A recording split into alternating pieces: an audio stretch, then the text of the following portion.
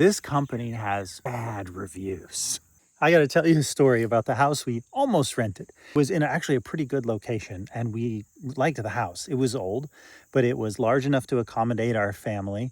It had character.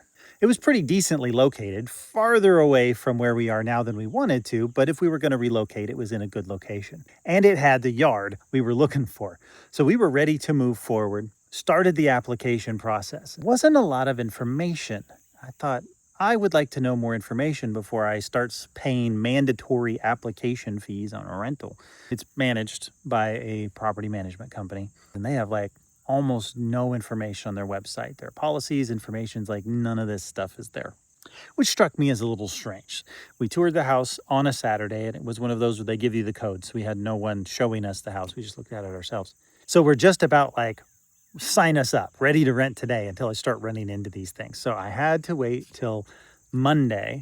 The rental market is really hot around here, and I knew we were running a risk by waiting a couple of days. So I finally get a hold of them, question after question after question. The guy is like obviously starting to get a little bit out of patience with me. For the most part, I got the answers that I was expecting and so on. I said, when am I going to see these in writing? He's like, well, you see that on your final lease. I'm like, okay.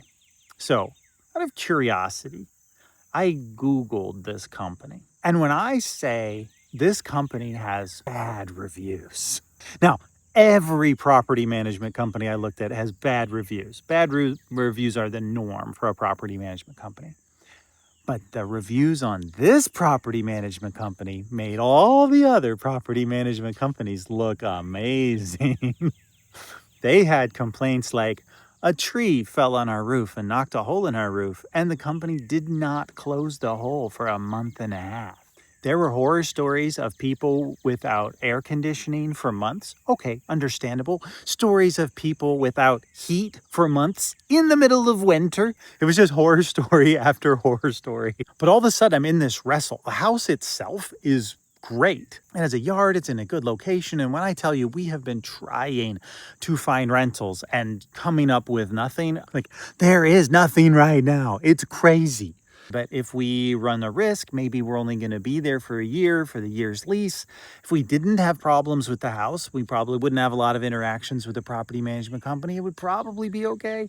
Is it worth the risk to get a house like this inside of our price range for rent? Because that's the other thing that's super crazy right now. Are we going to regret it if we pass up on this opportunity and then can't find anything? What would you do if you were in my shoes? Would you go for the house even with a bad property management company because the house is great? Or would you steer clear completely and risk getting nothing?